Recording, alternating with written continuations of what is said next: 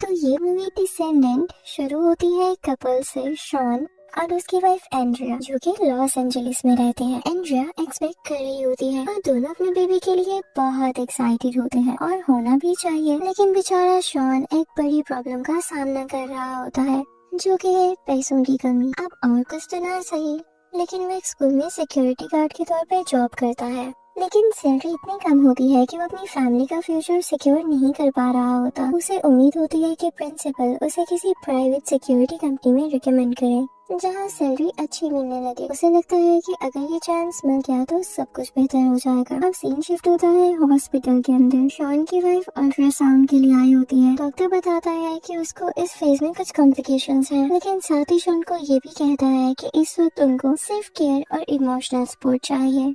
यहाँ से ये क्लियर हो जाता है कि शॉन अपनी जिम्मेदारी को कितना सीरियस लेता है। उसका सबसे बड़ा कंसर्न ये होता है कि वो अपने बच्चे के लिए एक सिक्योर लाइफ बना सके। उसकी वाइफ भी जॉब करती है, लेकिन शॉन चाहता है कि एक दिन वो इतना कामयाब हो कि उसके बीवी को कोई भी काम न करना पड़े। इतनी सारी स्ट्रगल्स करने के बावजूद और इतनी सारी ओवर थिंकिंग के बावजूद भी उनका रिश्ता काफी मजबूत होता है।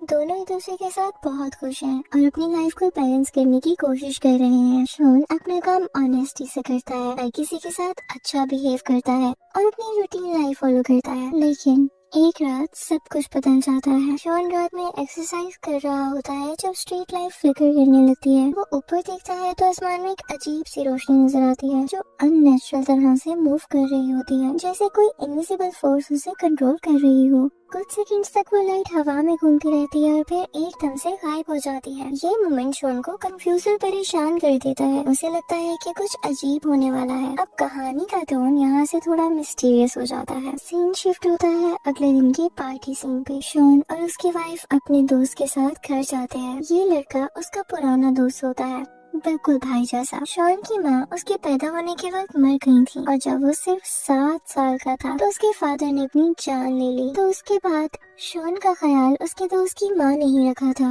और इस तरह से जैसे वो उन्हीं का कोई फैमिली मेंबर हो। उस औरत का नाम रॉबिन होता है, यानी शॉन के फ्रेंड की मदर का नाम। वो एक केयरिंग लेकिन शार्प जुबान वाली औरत होती है।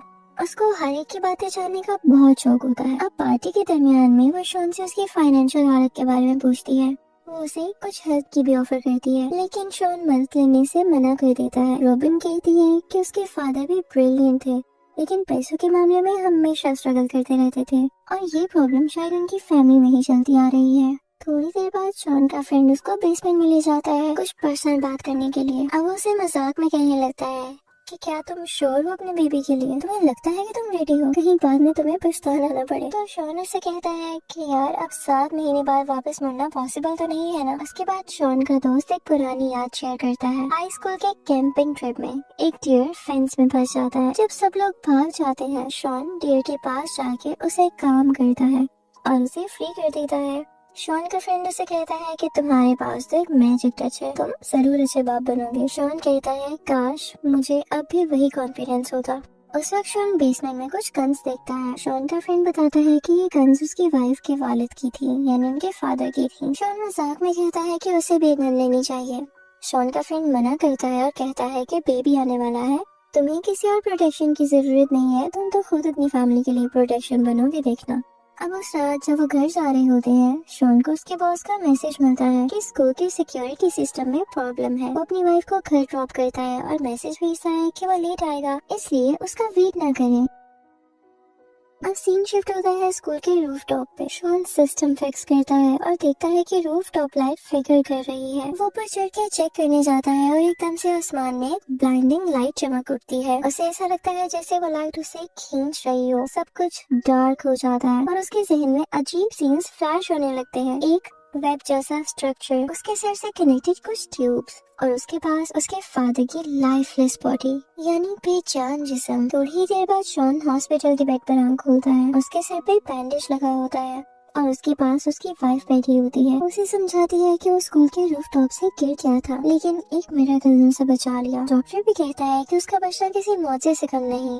अब उसे कुछ दिन रेस्ट करने को कहा जाता है। कुछ दिन गुजर जाते हैं और अब शॉन फाइनली घर आता है। उसकी बीवी उसे डांटती है कि तुमने एक बल्ब की खातिर अपनी जान रिस्क में डाल दी। वो कहती है कि मुझे और हमारे बेबी को तुम सेफ चाहिए हो। शॉन वादा करता है कि वो ज्यादा एहतियात से काम करेगा, लेकिन जैसे जैसे वो रिकवर करता है उसे कुछ नया महसूस होने लगता है। उसके अंदर जैसे कोई नई एबिलिटी एक्टिवेट हो गई हो। पहले वो ड्राइंग में बिल्कुल वीक था, लेकिन अब उसके हाथ से डिटेल स्केचेस और पेंटिंग्स निकलती हैं, जैसे उसके अंदर कोई छुपा हुआ टैलेंट जाग गया हो। इसके साथ ही एक और चीज शुरू होती है, हेलुसिनेशंस, यानी उसे वो चीजें नजर आने लगती हैं जिनका रियलिटी से कोई ताल्लुक नहीं होता। एक सुबह जब उसकी वाइफ घर से निकलती है तो वो देखता है कि एक इनविजिबल फोर्स उसे अंधेरे में खींच रही है। और फिर एक ही सेकंड में सब कुछ नॉर्मल भी हो जाता है, जैसे ये सिर्फ एक ख्वाब था। फिर हम नेक्स्ट डे शॉन को हॉस्पिटल के अंदर देखते हैं, जो कि वेटिंग एरिया में बैठा होता है। जब स्क्रीन पे उसे अपनी वाइफ नजर आती है जो कि दर्द में चिल्ला रही होती है, तो वो पैनिक में होता है और बाहर भागता है। बाहर उसे एक बेंच पे खुद अपनी ही जैसी शक्ल वाला आदमी बैठा हुआ दिखाई देता है, सेम टू सेम उसका ही रिफ्लेक्शन, लेकिन थका हुआ, बीमार और कंफ्यूज्ड। अब यहाँ से स्टोरी और डिस्टर्बिंग बनने लगती है। शॉन का रियलिटी से कनेक्शन आहिस्ता आहिस्ता टूटने लगता है। उसकी सेंसेस एबनॉर्मल हो जाते हैं। वो दूर की आवाजें भी सुन लेता है और हर वक्त कुछ न कुछ स्केच करता रहता है, जैसे उसके हाथ अपने आप मूव हो रहे हों। डॉक्टर्स उसके टेस्ट भी करते हैं, लेकिन कुछ भी एबनॉर्मल नहीं मिलता। सब कुछ नॉर्मल लगता है, लेकिन शॉन अंदर से जानता है कि कुछ तो गलत हो रहा है। उसे लगता है कि जैसे वो किसी और जगह में फंसा हुआ है और अपने आप को वापस लाने की कोशिश कर रहा है। वो इंसिडेंट जो स्कूल के रूफटॉप पे हुआ था, अब उसे एक नॉर्मल गिरना नहीं लगता। उसे शक होता है कि शायद वो किसी और दुनिया या किसी एलियन फोर्स का हिस्सा बन गया था। स्टोरी अब यहाँ पे कुछ डार्क टर्न लेती है। हर सीन के साथ कंफ्यूजन बढ़ रही है। क्या ये सिर्फ रियलिटी है या शॉन के दिमाग का इल्यूशन, कुछ पता नहीं चलता। सीन शिफ्ट होता है डॉक्टर के ऑफिस के अंदर।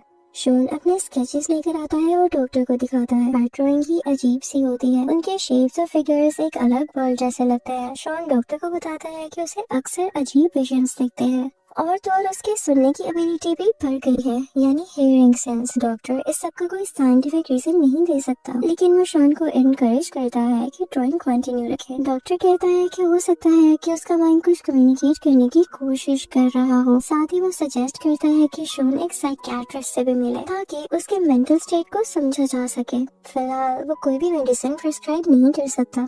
सीन शिफ्ट होता है शॉन के घर पे। अब वो अपने नॉर्मल दिन जीने की कोशिश कर रहा है, लेकिन हेलुसिनेशंस उसे चैन नहीं रहने देती। रात के बाद उसे घर के अंदर से कुछ आवाजें आती हैं।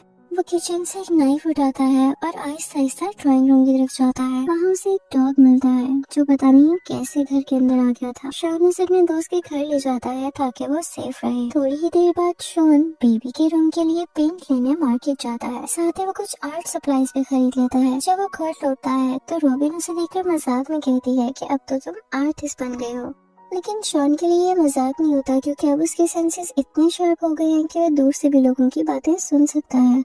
एक दिन की रात साफ करते हुए उसे अपने फादर की पुरानी फोटोज मिलते हैं। उन्हें देखता रहता है और अंदर से इमोशनल हो जाता है। उसके जहन में उसके बचपन की यादें वापस आने लगती हैं। फिर एक दिन हम देखते हैं कि शॉन अपने बेबी के कमरे की दीवार को पेंट कर रहा है, लेकिन पेंट करते करते वो कुछ और ही स्ट्रक्चर बना देता है, जैसे कोई हिप्नोटिक पैटर्न हो। जब उसकी वाइफ रूम में आती है तो वो फ्लोर पे सोया होता है और होश आने पर वो भी शॉक में आ जाता है, क्योंकि उसे याद ही नहीं होता कि उसने कब बनाया। उनका बेबी आने में कुछ ही दिन बचे थे, लेकिन शॉन का माइंड अब ज्यादा हैवी और अनस्टेबल फील करता है। कभी उसके सेंसेस एक्सट्रीम लेवल पे चले जाते हैं और कभी बिल्कुल ही डल हो जाते हैं। एक रात दोनों पार्टी में जा रहे होते हैं। वहाँ शॉन को और भी डिस्टर्बिंग चीजें नजर आने लगती हैं। उसे एक आदमी दूर से घूरता हुआ दिखता है और जब वो ध्यान से देखता है तो उसे लगता है जैसे वो आदमी कोई और नहीं बल्कि उसका दूसरा ही वर्जन हो। वो सोच में खड़ा रहता है। जब वो उसका दूसरा वर्जन अपनी आंखें खोलता है जो कि बिल्कुल अननेचुरल लग रही होती है, तो शॉन काफी हैरान हो जाता है। अगले ही मोमेंट सब लोग नॉर्मल दिखने लगते हैं, लेकिन शॉन का दिमाग हिल चुका होता है। कुछ देर बाद उसकी वाइफ उसे देखती है कि वो रोड के साइड पे बैठा हुआ है जहाँ उसके नाक से खून निकल रहा होता है। उसे समझ नहीं आता कि ये सब कैसे हो गया। और उसी रात शॉन नींद में उठता है और देखता है कि उसके हाथ पे एक छोटी सी चोट लगी हुई है। वो उसे स्क्रैच करता रहता है यहाँ तक कि जब तक उससे खून निकलना नहीं शुरू हो जाता। उसके बाद उसे अपनी शक्ल शीशे में भी बहुत अजीब लगती है। अब शॉन पूरी तरह से ब्रेकडाउन के करीब होता है और रियलिटी और इल्यूशंस के बीच बंधा है। वो अपनी वाइफ से कहता है कि मुझे तो तुम्हारा प्रोटेक्टर बनना था, पर मुझे लगता है कि मैं तुम्हारे लिए बोझ बन के रह गया हूँ। मुझे ऐसा लगता है कि जैसे मुझे कोई रोक रहा है। उसकी वाइफ उसे बताती है कि ये सब तुम्हारे माइंड का इफेक्ट है और ऐसे नेगेटिव सोचों से दूर रहो। फिर हम देखते हैं कि शॉन अपने फ्रेंड के घर पे जाता है और उसे गन मांगता है। उसका दोस्त उसे गन देने से मना कर देता है और कहता है कि ये गलत आइडिया है, लेकिन शॉन नहीं मानता। उसे लगता है कि कुछ उनके खिलाफ आने वाला है और उसे अपनी फैमिली को प्रोटेक्ट करना होगा। फिर एक दिन जब वो बिल्डिंग के पास पोस्टर चिपका रहा होता है तो उसे अंदर से बेबी के रोने की आवाज आती है। वो फौरन से अंदर भाग कर जाता है, लेकिन जब अंदर जाकर देखता है तो वहाँ कोई भी नहीं होता। अब Shawn regularly psychiatrist sessions attend कर रहा है और डॉक्टर से पूछता है कि उसके साथ क्या हो रहा है, जिस पर उसे पता चलता है कि उसे एक सिंड्रोम है, एक ऐसी रेयर कंडीशन जिससे हेड इंजरी के बाद इंसान के अंदर एक्स्ट्रा ऑर्डिनरी टैलेंट एक्टिव हो जाते हैं। डॉक्टर समझाता है कि कभी कभी ब्रेन इंजरी के बाद सेरोटोनिन नई कनेक्शंस बनाता है, जिसकी वजह से हिडन एबिलिटीज अनलॉक हो जाती है। ये अनयूजुअल जरूर है, लेकिन इसमें हैरत वाली कोई बात नहीं है और न ही ये डेंजरस है। लेकिन शॉन अंदर से कुछ और सोच रहा होता है। उसे लगता है कि ये सब एलियन इंटरफेरेंस का ही रिजल्ट है। टाइम जैसे जैसे गुजरता है उसके साथ उसका गिल्ट बढ़ने लगता है। उसे लगता है कि वो अपनी वाइफ का सही से सपोर्ट नहीं बन पा रहा है और इसी गिल्ट के चक्कर में वो बुलेट्स भी खरीद लेता है। अगले दिन उसकी वाइफ उस गन को ढूंढ लेती है और उस पर गुस्सा करती है। वो कहती है कि हमारा बेबी आने ही वाला है और आपने घर में गन्स रखी हुई हैं। आपको मालूम है कि घर में गन रखना सेफ नहीं है। लेकिन शॉन उसकी बात सुनने की बजाय गन्स को उठाकर छुपा देता है अपनी गाड़ी में। फिर सीन शिफ्ट होता है स्कूल के अगले दिन। उसका बॉस कहता है कि स्कूल गेट रात भर ओपन था और दीवार पे कुछ अजीब सी राइटिंग मिली है। बॉस उसे कहता है कि सॉरी, अब वो उसकी प्रमोशन के बारे में तो नहीं सोच रहा, लेकिन उसकी ग्रैंड जॉब वो रख सकता है। शॉन की ड्राइंग्स वक्त के साथ साथ और डिस्टर्बिंग होने लगती है। टॉल एलियन फिगर्स, खाली आंखों वाले क्रिएचर्स और अजीब लैंडस्केप जैसे कोई डेजर्ट वर्ल्ड हो। हर स्केच जैसे एक कोडेड मैप लगता है, जैसे वो किसी जगह वापस जाना चाहता हो। उसकी वाइफ ये सब देखती है और रो कर पूछती है कि ये इमेजेस क्या कहना चाहती हैं, इनका मतलब क्या है। लेकिन शॉन के पास कोई जवाब नहीं होता। इनफैक्ट उसे खुद समझ नहीं आ रहा होता कि ये सब क्या सिग्निफाई कर रहा है, यानी इन सब का मतलब क्या है। सीन शिफ्ट होता है कुछ दिन बाद जब शॉन आंसर्स ढूंढने के लिए रॉबिन के घर जाता है। उसे लगता है कि शायद रॉबिन उसके फादर के बारे में कुछ जानती हो। वो उससे पूछता है कि एस्टर क्या है, क्योंकि ये नाम उसके माइंड में बार बार आ रहा होता है। रॉबिन उसे बताती है कि एस्टर असल में वो टाउन है जहाँ शॉन के फादर रहते थे, उनका चाइल्डहुड होम। लेकिन जैसे ही रॉबिन ने कहती है, शॉन को उसके चेहरे पे एक अजीब सी ट्रांसफॉर्मेशन दिखाई देती है। उसे लगता है जैसे रॉबिन का फेस एलियन जैसा बन गया हो। वो पैनिक में आ जाता है और चिल्लाने लगता है कि तुम लोग इंसान नहीं हो। उसे अपनी बात पे यकीन दिलाने के लिए वो एक नाइफ उठाता है और अपने हाथ पर छुरी चला देता है ताकि ये टेस्ट कर सके कि क्या ये सब रियल है। अब जैसे ही उसके हाथ से खून निकलता है तो वो शॉक में आ जाता है क्योंकि दर्द रियल होता है। रॉबिन उसे बैंडेज करने की कोशिश करती है, लेकिन वो और ज्यादा डिस्टर्ब हो जाता है। अब हम बीच का सीन देखते हैं। शॉन अपने हाथ में गन लेकर चलता है। उसकी सीन में सिर्फ एक ही सोच होती है कि शायद सब कुछ खत्म कर देना ही बेहतर है। लेकिन जब वो समुद्र के किनारे खड़ा होता है तो वो ट्रिगर नहीं दबा पाता। वो गन को दूर फेंक देता है और वापस लौट आता है। जब घर पहुंचता है तो ये देखकर शॉक हो जाता है कि रॉबिन और उसके दोस्त की वाइफ, उसकी वाइफ यानी शॉन की वाइफ के पास होती है। शॉन की वाइफ बेहोश सी होती है। शॉन के दोस्त की वाइफ यानी रॉबिन की डॉटर इन लॉ शॉन पे चिल्लाती है, कहती है कि उसकी वजह से उसकी बीवी इतनी स्ट्रेस में चली गई है और उस वक्त शॉन की वाइफ उसे मिलने से मना कर देती है। इस मोमेंट के बाद शॉन का दिल सा टूट जाता है। वो अपने फ्रेंड के घर रुकता है और कुछ दिन तक वहीं स्टे करता है, लेकिन उसका दिमाग अभी भी रेस्ट नहीं लेता। हर वक्त वो ड्रॉ करता रहता है, पेजेस पे पेजेस भर देता है, अजीब डिजाइन्स और अजीब शेप्स। उसे याद आता है कि डॉक्टर ने कहा था कि ड्राइंग शायद उसके माइंड का हीलिंग प्रोसेस का पार्ट हो। अब की बार वो फिर से अपने स्केचेस लेके डॉक्टर के पास जाता है। डॉक्टर उन ड्राइंग्स को देखता है लेकिन कहता है कि ये इतने कॉम्प्लेक्स हैं कि इनका मतलब समझना मुश्किल है। शॉन इरिटेट हो जाता है उसे लगता है कि सब लोग उसे समझने की बजाय इग्नोर ही कर रहे हैं। फिर एक दिन जब वो डॉक्टर के ऑफिस में होता है तो उसकी नाक से खून निकलने लगता है। उस मोमेंट के बाद सब कुछ ब्लर हो जाता है और अगले ही पल वो हॉस्पिटल के एक और रूम में होता है। वहाँ एक औरत लेबर पेन में होती है और थोड़ी ही देर बाद वो मर जाती है। जब शॉन उसका चेहरा देखता है तो वो उसी की बीवी होती है। वो चिल्लाता है, बहुत रोता है, लेकिन फिर एक ही सेकंड में उसकी आंख खुल जाती है और उसे रियलाइज होता है कि ये सब तो सिर्फ एक ड्रीम था। वो फौरन से घर जाता है और उसी वक्त अपनी बीवी को चेक करता है। उसकी बीवी ठीक होती है, लेकिन उसे फिर से हेलुसिनेशंस दिखाई देते हैं। उसे लगता है कि रॉबिन और उसकी बहू यानी उसके फ्रेंड की वाइफ एलियंस बनकर आए हैं और उसकी बीवी को तकलीफ दे रहे हैं। लेकिन कुछ सेकंड्स बाद सभी कुछ नॉर्मल हो जाता है। शॉन बेबी के रूम में देखता है कि कुछ नई पेंटिंग्स बनी हुई है जो कि उसकी बनाई गई नहीं है।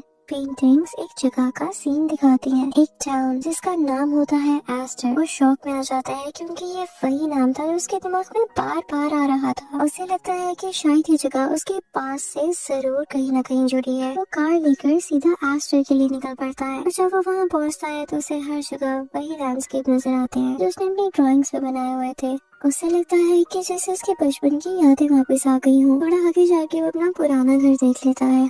घर के बाहर एक आदमी बैठा होता है, उसका अपना फादर। ये देखकर शॉन के पैर जम जाते हैं, यानी वो फ्रीज हो जाता है। वो जानता था कि उसके फादर की डेथ 2 साल पहले ही हो चुकी थी, लेकिन फिर भी उन्हें सामने देख पा रहा है। उनके पास जाकर बैठता है। उसके फादर मुस्कुरा रहे होते हैं और कहते हैं कि तुम एक अच्छे बाप बनोगे, तुम वो सब करोगे शॉन जो मैं नहीं कर सका। ये बातें सुनकर शॉन की आंखों में आंसू आ जाते हैं। वो कहता है कि आपका बेटा उसे बहुत प्यार करता है। जब शॉन वहाँ से उठकर जाने लगता है तो एकदम से गन शॉट की आवाज आती है। उस मोमेंट पर सेम ब्लाइंडिंग लाइट फिर से चमकने लगती है। उसे लगता है कि जैसे वो फिर से अपनी असली दुनिया में लौट रहा है। अब सीन शिफ्ट होता है वापस से स्कूल के रूफटॉप पे, वही जगह जहाँ सब कुछ शुरू हुआ था। शॉन को चक्कर आने लगते हैं और वो वहाँ से ही नीचे बैठ जाता है। तभी एक अननोन आदमी उसके पास आता है और कहता है कि तुम बहुत ब्रेव हो, ज्यादा लोग इतनी जल्दी वापस नहीं आ पाते। वो आदमी एक नोटबुक निकालता है जिसमें बहुत सारे नाम और कोऑर्डिनेट्स लिखे होते हैं। हर नाम के साथ एक जगह का मेंशन होता है। वो आदमी कहता है कि री एंट्री इजी नहीं होती। उन्होंने तुम्हारे ब्रेन पे पूरी तरह काम किया है, लेकिन तुम वापस आ गए हो, ये बहुत अनयूजुअल सी बात है। कुछ पता नहीं चलता कि वो आदमी कौन है। अब वो आदमी उसे घर तक छोड़ देता है बिना कुछ और बताए। शॉन भी उससे कोई सवाल नहीं करता। वो सिर्फ घर वापस आकर अपनी बीवी को देखता है और उसके पास ही रहना चाहता है। जब वो घर आता है तो उसकी प्यारी सी बीवी बेड पे सो रही होती है। वो उसके पास जाकर लेट जाता है और पहली बार उसके चेहरे पे एक सुकून भरी मुस्कुराहट होती है। ऐसे लगता है जैसे सब कुछ खत्म हो गया हो। लेकिन लास्ट मोमेंट में एक ट्विस्ट आता है। घर के बेडरूम की वॉल पूरी ड्राइंग से भरी होती है, वही स्ट्रेंज सिंबल्स, लैंडस्केप्स और एलियन फिगर्स जो शॉन ने पहले बनाए थे। ये देखकर एक सवाल उठता है, अगर ये सब एक ड्रीम था तो ये ड्राइंग्स वहाँ कैसे आई? ये सवाल यहीं पे एक मिस्ट्री बन के रह जाता है, जिसका जवाब शायद शॉन खुद भी कभी ना समझ पाए। पर इस सीन के साथ कि वो अपनी बीवी के साथ लेट जाता है, मूवी खत्म हो जाती है।